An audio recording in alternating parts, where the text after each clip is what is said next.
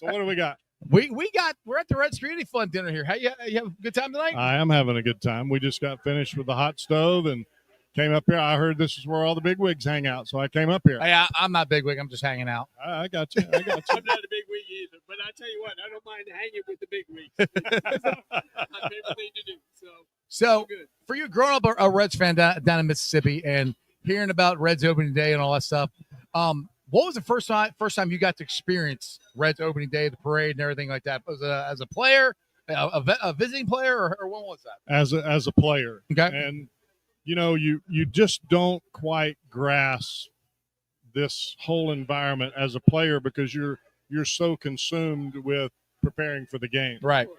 But once you step on the other side of the fence, especially as a broadcaster and as a fan, opening day here, and I've been to a lot of opening days in a lot of different cities, and nobody does it like Cincinnati. It's a little different. It is just absolutely it's incredible. The energy and just exactly right. I mean, to come down here, I live down here at the Banks, so I've been down here about 3 years now and got to witness this, and it's just been incredible. And it's one of the things I look forward to every year. Hope for good weather and the parade, and it's just amazing. Well, you would think that this would be a male-dominated environment because of all that's going on with baseball. If you're a lady and you want to get your hair done for opening day, and Lord knows they want to get their hair done, you got to make that reservation or that appointment about a year out because everybody wants to look good for opening day. Exactly. It's just the way it is here. Exactly. It really is.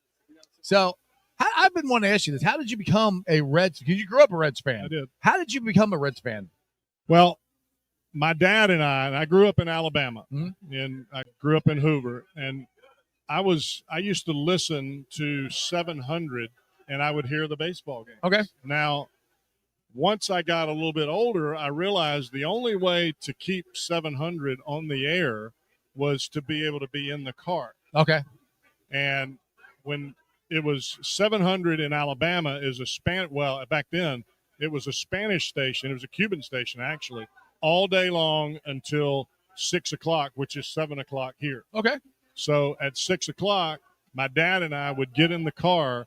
And back in those days, you just didn't have stereos or the ability to have the phone, any of that, where you could actually listen and keep the signal. Otherwise, it would go in and out. But if you got in the car and you kept the car moving, the station stayed slick. Just drive around circles. Nope. We just backed up and pulled forward. Backed up and pulled forward.